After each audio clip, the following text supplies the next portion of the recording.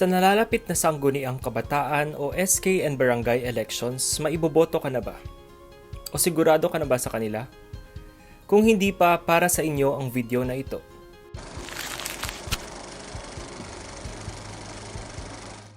Sa bawat sulok ng Pilipinas, ang eleksyon para sa SK at barangay ay nagbibigay daan sa atin upang makialam at mag-elect tayo ng mga lider na maghuhulma ng direksyon ng ating komunidad. Maaari itong ituring na simpleng eleksyon lamang, ngunit ang eleksyon na ito ay may malalim na kahalagan sa atin. Sa pamamagitan nito, ang mga kabataan ay nabibigyan ng pagkakataon na maging bahagi ng lokal na pamahalaan at makilahok sa pagdedesisyon para sa kinabukasan ng kanilang barangay. At ito ay pinagtibay ng Republic Act 7160 upang mabigyan ng pagkakataon ang mga kabataan na direkta makilahok sa lokal na antas ng pamamahala sa bansa. Sa barangay elections naman, ang mga elected barangay officials ay mamumuno sa implementasyon ng mga proyekto at programa na ikauunlad ng kanilang komunidad. Sa pag-usbong ng demokrasya sa Pilipinas, karapatan natin ang bumoto.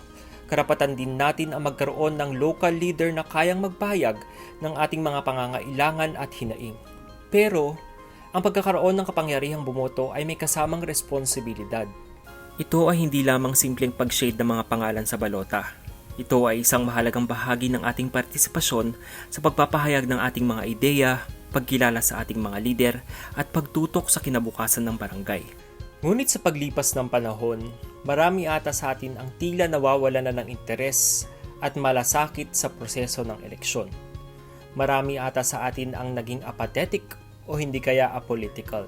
Sa halip na maglaan ng oras upang suriin ang mga qualifications ng mga kandidato at tunay na pagnilayan ang kanilang mga plataforma, marami sa atin ang nagdedesisyon batay sa kanilang pangalan, popularity o impormasyon online na madalas peke pa.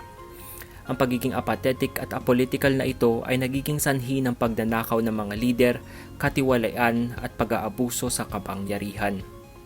Ang bawat boto ay may halaga. Ang bawat tao ay may papel na ginagampanan sa ating komunidad.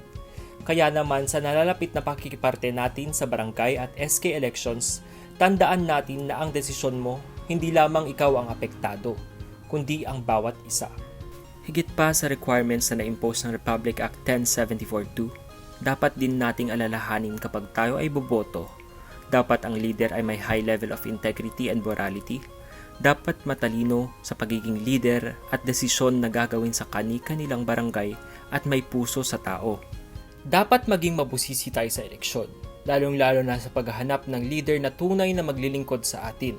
Tanungin at suriin natin kung sino ang ating mga iboboto, kung sila ba ay may kakayahan, kung sila ba ay dating may issue ng pagnanakaw, kung sila ba ay may mga kaso at kung tunay bang naiintindihan nila ang mga pangangailangan at kalagayan ng mga tao sa kanilang mga barangay.